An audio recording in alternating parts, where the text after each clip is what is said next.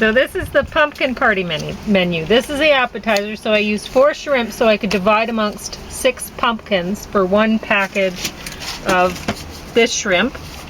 And there's lots of sauce. So this is this kind of sauce, which James likes very much. Yeah, I do. I didn't realize it was Dutch. Yeah. And let's see. So there's some nasturtium flowers, some grilled carrots, some red bell pepper, and the shrimp. And then this is the main course, and it's stuffed with this. So there's enough in this box to make 2 stuffed pumpkins. Like that. And you just thaw the thing out, and then stuff it into the pumpkin and then bake the pumpkin. And you can use a variety of different instant meals that you find in the store for this. So I forgot to mention, I seasoned the shrimp with this before I grilled it. So that's, what is that? It's a seafood spice. Oh, there we go. So, and you didn't mention the I haven't yet, did you? because there this is the dessert. Okay. So for dessert, I sliced up some of the apples. They're the last of the apples almost from my tree. Yeah. And then I put half filled with this baby food. So this is enough to do 2 pumpkins, and half filled with coconut cream. So with this brand, you can see there's a lot of coconut water in there, or milk that isn't very thick. And so there's only enough, if you do half of a pumpkin filled with coconut cream, there's only enough for 2 pumpkins. But you don't need to put that much coconut cream. And I'll talk about that. So this Sherlock Holmes, The Woman in Green, and Dressed to Kill got top of the stack. It was great. And Tommasu, or whatever, it wasn't that great. So I'll talk about the meal a little more. So now it's kind of almost like a Halloween meal in terms of the color. Yeah, well, right? It's that's what I wanted especially this one to look, Halloween. The other ones, this is kind of Halloweenish. Sure. You know, like purple's actually nicer than black. Yeah, a lot of people think of purple and orange as Halloween colors, and instead of orange and black, and so that works too. And well, it's okay if I start. You can start eating, and see if they go well with the curry sauce. I don't know if they will. Oh, you want me to put the curry sauce in? Well, I'm thinking that'll be a dip for all the things, right? So I didn't catch that that's what you've done. Yeah. So when making an appetizer, then you can use whatever dip you want, just something that's going to go with whatever you're serving to dip. And how's that? That's good. It's hot. I'm telling you about it. The whole thing is. That's because I should say I grilled the carrots, and I used the spatula that I'd use to turn the sunflower seeds with the curry and Tabasco spice. So that's why the grilled carrots are hot. So you might want to try the other things and see if the sauce is hot, because I doubt that it is. I think it's just the carrots. So they'd have some heat just from the spatula. Yeah, that's pretty good. Yeah, okay. So I've had this curry sauce before. You have. You like it very much. Yep. Yeah. You like it with everything. So I didn't even know it was Dutch. No, I had everything that I am showing on this table. Everything, all of these items were given to us either by the Salvation Army or the food bank food truck. And it says on the back, it says curry ketchup, but this doesn't taste like ketchup at all. And nor does it taste like curry. So, but it looks a bit like ketchup, but that's about it. A little bit, but it's brown and more clear. It looks more like I don't know, more like a caramel or something. Yeah. But anyway, James loves it. So. Yep. I know one of the reasons why. Z-O-E-T is Dutch for sweet. Probably was in German it's süß, but originally it'd be the same word. Origineel recept. Hollandaise Hollandse, which would be Dutch quality, I burnt my since finger. 1924. That is where our saucemeisters, they call themselves, Well, you call them that too. Where- You really like this. work. Yeah. So- And what is it? It is professional, the saucemeisters of Gouda's Glory. So I don't know where the Gouda comes in. I guess you're supposed to use it with Gouda, or Gouda is the name of a place.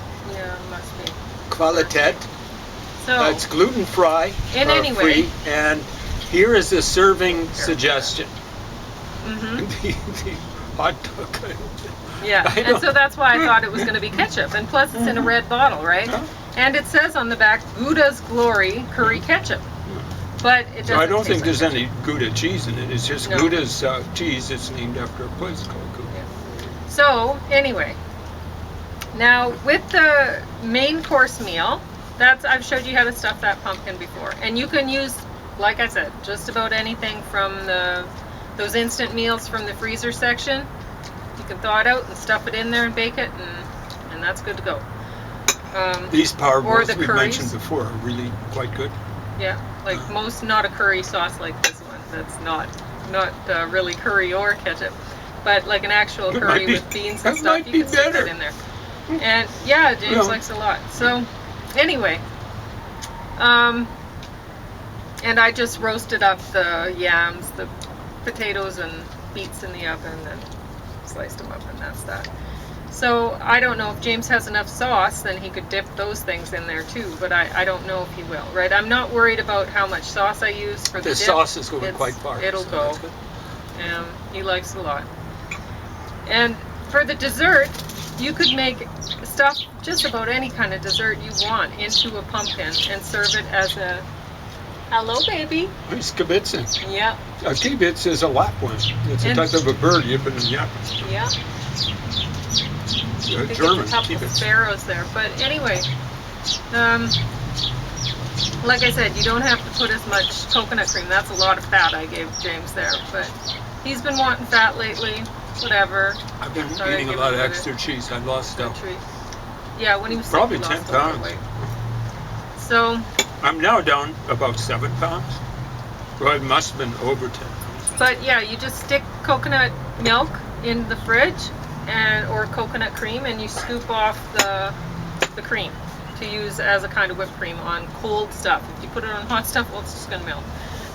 But I put the banana baby food in there as a dip for the, and the coconut cream as a dip for the apples. All mixed together. So- Is that what you're saying? Yeah. So I'm saying if you have a party, you could easily serve appetizers like this plate, and plate appetizers with the with some sort of a dip. Like you could have, you could put cakes, you could bake cake inside a pumpkin, and that could be an appetizer. Like just pour batter in a pumpkin and bake it. Well, there you go. Or you could put all sorts of things. There's a number of things that you could use to dip. You could put like a chocolate fondue or a cheese fondue and dip appropriate things in that. All sorts of things you could do. So the fact that I use banana baby food and whatever, that's fine. But you could use lady's fingers and like lady's fingers cookies and chocolate fondue in the pumpkins, whatever. And you could have a beautiful pumpkin party this time of year. And it doesn't have to be for Halloween. It could be for any time in Thanksgiving. fall. It's Yeah. great. You know, like Canadian Thanksgiving I- is before Halloween. I bought these American pumpkins after. for really cheap. I bought the little minis, the baby boos and the mini pumpkins for $6 for $1 because they were discounted because it was after Thanksgiving. And I got these tiger strips for $3 for $1. Well, that's a good meal. It is actually. Yeah. Nice, good size. And plus the dogs really love to eat tiger stripe pumpkins and the mini pumpkins. So whatever James doesn't eat, like he won't eat the skin for I minis. try to get as much They'll out, eat it. but there's always stuff left for them. They just Mhm. love it. Yeah, they love it. Now with those mini pumpkins, you have to look at the brand of pumpkins you get, because some mini pumpkins are like this Baby Boo, the flesh is tender. Those ones are not. Those ones, the flesh is like hard like a gourd. It's really hard to cut into. But the good thing about that is you don't necessarily have to bake them. And then if you do bake them, well, they're hard as a rock. They're not going anywhere. So you could put whatever you wanted in them, and they're not going to collapse. You don't have to worry when you're baking. You don't have to worry about them collapsing. They're already hard. Whereas with these ones, you have to be, you poke them and you see, oh, yep, that's tender enough now, or whatever. Because if you cook them too much, they will collapse. They will collapse. Yeah. So that's one thing. But honestly, those mini pumpkins, they're so hard to cut. Like you might think, oh, I love the look of gourd. I'm going to try using gourds for stuffing. Okay, I hope you have a bandsaw to cut them with, because they are hard to cut. I want chainmail glove in my Poland. Yeah, it's incredibly hard. When you're cutting something hard, especially when it's round and slip. Yep. The good thing is, I guess you could use the. Well, you were cutting like this. Yeah, I like was, because I like them to come, the lid come off. I just think it's prettier. But a lot of people, when they're stuffing pumpkins or like any kind of squash or something, they'll just cut it straight across and stuff it that way. And so you don't get, so they just stuff it, like cut it right across here instead. But then you don't have enough, you don't have as much room for stuffing when you do it that way. Whereas this way you fill the whole thing. It's great. Yeah, I would have loved this little thing when I was a kid, even more than I do. Any kid would love getting a meal served to them in that. Yep. And it's not just the size, it's like opening it up. Yeah, you get it's a little like bit a little of a surprise present. when you open Exactly, it's like a gift. So I would highly recommend you have a pumpkin party.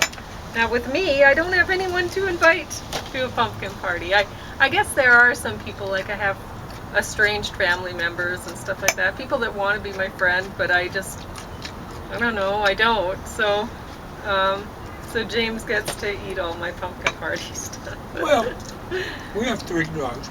Yeah, they get to eat whatever you left They over. get the leavings, but so for them, they don't know the difference. They just love it. Yeah. And with the coconut, like the really thin milk or coconut water that's left behind, just use it for cooking. It's great. You can stick it in some rice or whatever. Yeah. It's great. Or in a smoothie. Could you put it in mashed potatoes? Well, it'd Not taste so like much. coconut.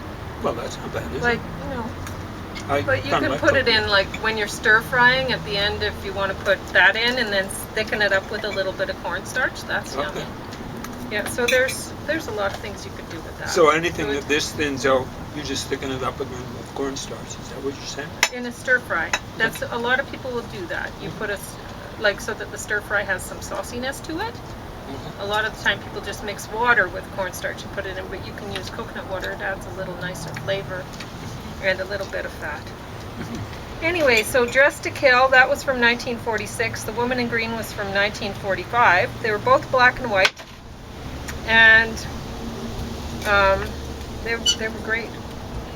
As I said, I preferred Dressed to Kill. I wonder if they're based on any of the original Conan Doyle stories. I don't think so. know them well. Yeah, I don't think these ones are, and so I hadn't seen them before, which was a real treat. I mean, I love Sherlock Holmes, and to see some Sherlock Holmes stuff I hadn't seen, well, that was great. The one thing was I had a migraine yesterday, and so I was watching Dressed to Kill, and I really wanted to see it, because I was really enjoying it, and I was trying to get through it, and they kept opening a music box, and ding, da, ding, da, ding, and I was like, oh my gosh. Finally, I just had to give up on TV. And, well, everything. Because, well, you know how migraines are. Or at least how they are for me. I'm stuck to bed, and that's that. And I don't think I've ever had a headache like you seem to have, maybe. Oh, it's terrible. Once every other month. If I had a suicide pill when I get a migraine, and I get them so often, so it's a lucky thing I don't have that sort of thing at hand. And honestly, I just throw it back up again with the migraine, so I don't know. It's terrible. But anyway, on to this movie. So this one stars Willem Dafoe, and it's basically a story about Willem Dafoe learning Italian. That's And just so right. you're watching I think him this learning is Italian. Thomas in Italian. Is that his name, Tom or Tom? I honestly, I have no idea. Okay. I wasn't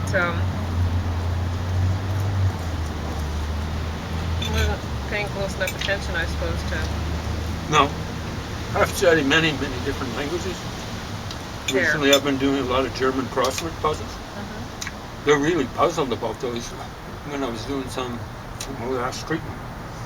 But I just don't think of learning languages as Well, being he exciting. did an awesome job. So Okay. I'm not saying the movie was good. The movie was terrible. It was basically just a way for, like, honestly, when I was watching this, I've heard a lot about people moving to Italy lately, that Italy's offering people really good deals to move there. I wonder what are they thinking? They want richer people moving in there to balance off the Yeah. people, I so-called don't know. migrants coming from Africa. They're really settler colonialists. Come on, And Yeah, that could very well be, but I don't know. So and anyway, if they're I've heard about that. of Muslim persuasion, they're imperialists too. So. And so anyway, my impression was, oh, Willem Dafoe moved there because he got a deal on a place or whatever, and he has a wife and kid. But I don't. There's actually, he is playing somebody else in this. He is from the look of things, and it seemed to be a movie, but it seemed more like just here's Willem Dafoe and how well he's learned Italian, and he did do a good job learning Italian. I did a Gale course on trying to learn Italian, and I passed the course. At the end of the course, I didn't know any Italian. It is hard. I don't know how people learn it. So that's one thing to keep in mind if you're thinking, oh, I'm going to move to Italy and get in on those cheap deals for housing or whatever. Okay, good luck learning the language. You might want to look into that going to a place first. that used to be a British colony. You'd have to learn the language. Yeah. It wouldn't be like going to Quebec, which is a British colony. So anyway, you have 10 minutes to talk, James. Okay. Well, that dip, you actually used quite a bit of it on Yeah, and I'll be using quite a bit over here. Okay. We'll go ahead and chat up the camera. I got a few things to talk about. Oh, can you open the door for me? Because you locked Yeah, the door tends to come open automatically. Yeah, so James It's locked not me locked out up. so that the mice don't run in. Pauline saw a mouse. I did. Here, I hope. Yeah, right by where the camera is. Yep. You okay from there? I am. All right. So you guys back in internet land? I'll be with you in a second.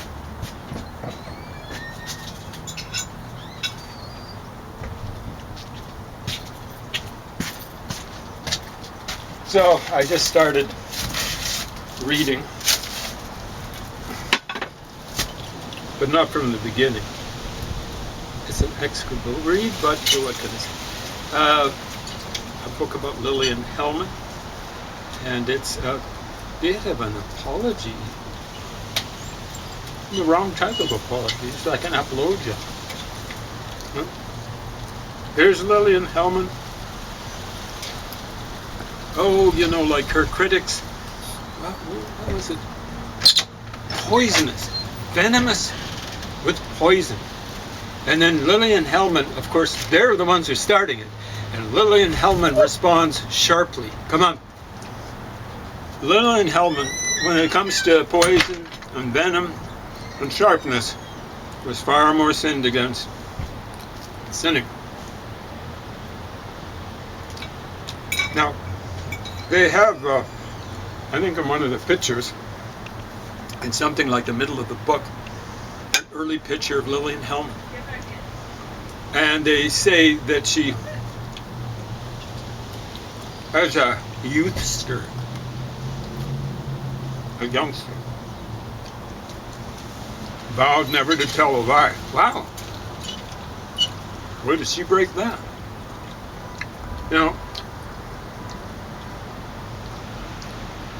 There are various duplicities, of course.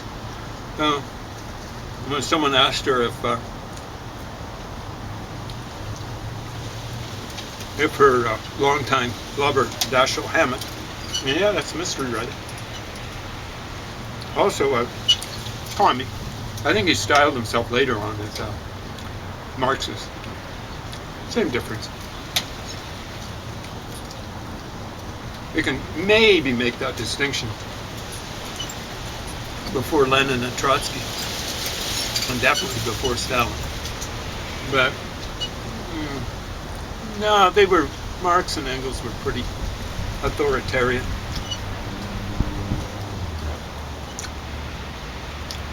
But someone asked her if Dashiell Hammett, Dashiell Hammett was communist.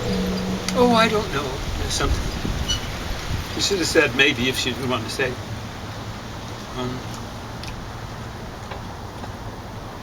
Well, that's for me to know and not to. But really, if you're a public intellectual or a pubic intellectual, in the case of William Hammett, you kind of owe the public a few important facts about yourself and people around you. You really do.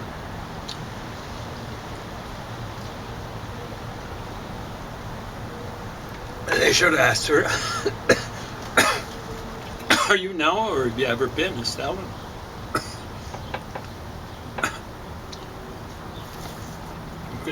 I got told she was. Often. This book defends her. Oh, no. She had a right to criticize the United States for witch trials and stuff like that. Scoundrel Time was a book that Lillian Hellman wrote, criticizing the United States.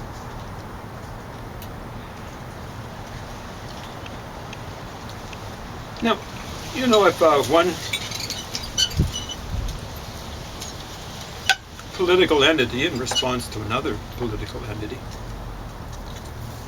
does some things that are criminal, they're still responsible up to the point. When it comes to war,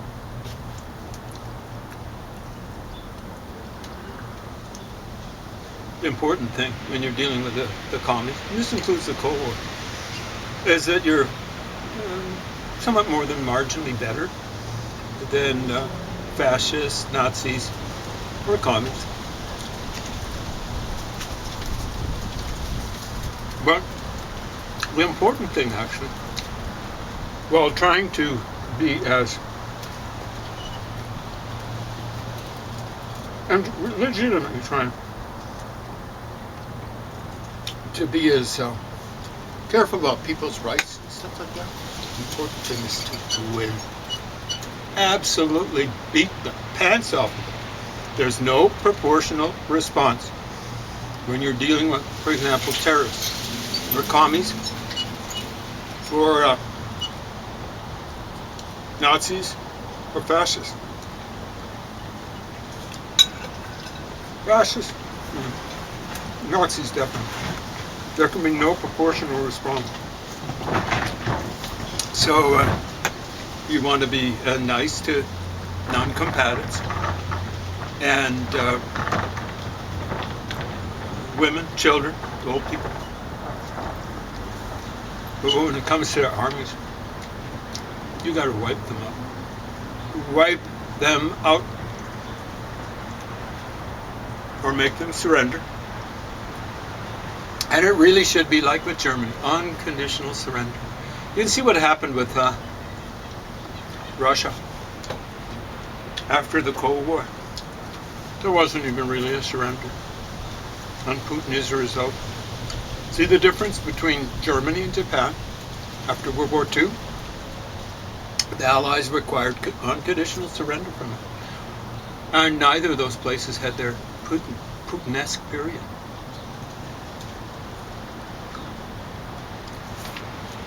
I think the Brits might have done better if, after the Napoleonic War, they'd set up a British dictatorship for a while, just temporary, in France. France might not have had that horrible melodrama or comedy or farce.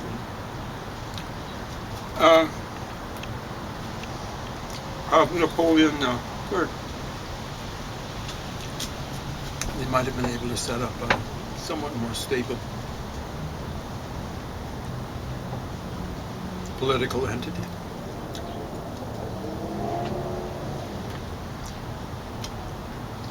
France went from having a democracy, kind of, sort of, to having various forms of monarchy or dictatorship in the 19th century. Until after 1870 or so, 1871, they kind of had democracy imposed on them by, of all people, the Prussians. When you have to depend on the Prussians, way back in 1870, to impose a democracy on you.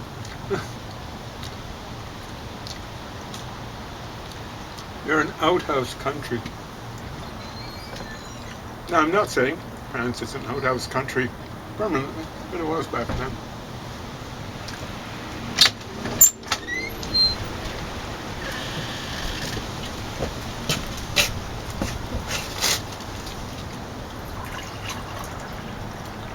Thank you. Looks like you need more sauce. So what were you talking about? Lillian Hellman, who was a commie playwright, complaining about. Now this is a biography, but I've read stuff. Boy, I can't get rid of that line. I don't care. Mm. Anyway, complaining about her life. Mm. So compare and contrast with what happened to so many dissidents in the Soviet Union. Even people who just said the wrong thing, one thing, some people didn't even have to say anything. Mm-hmm. They were related to people who said things. So she went through the McCarthy era. Oh, and so she dealt with the New York stage community, Sunset Strip in Los Angeles. And she kind of had her dacha. So dacha is kind of like a country home for the Russians. And Martha's Vineyard. You know what almost regal American family has? It still does, even though they're not in power anymore. The Kennedys? Yeah. She had her summer home in Martha's Vineyard. Boy, did she have it hard off. And I think she had it until the day of her death. She lived to be 79. Oh. When people are oppressed by dictatorship and witch hunting and stuff like that, they don't make it to 79. They get a bullet in the back of the neck. I want to mention something about the pumpkins. Now, the most obvious treat to put in a pumpkin to bake would be pumpkin pie filling. And I hadn't mentioned that, but pumpkin pie filling, you bake it, and then you use lady fingers or some other thin cookie as a dip. Yep. Excellent. Yeah. So this is try that for your family. An awesome use for pumpkins, Mm-hmm. Yeah, and I mean they're delicious.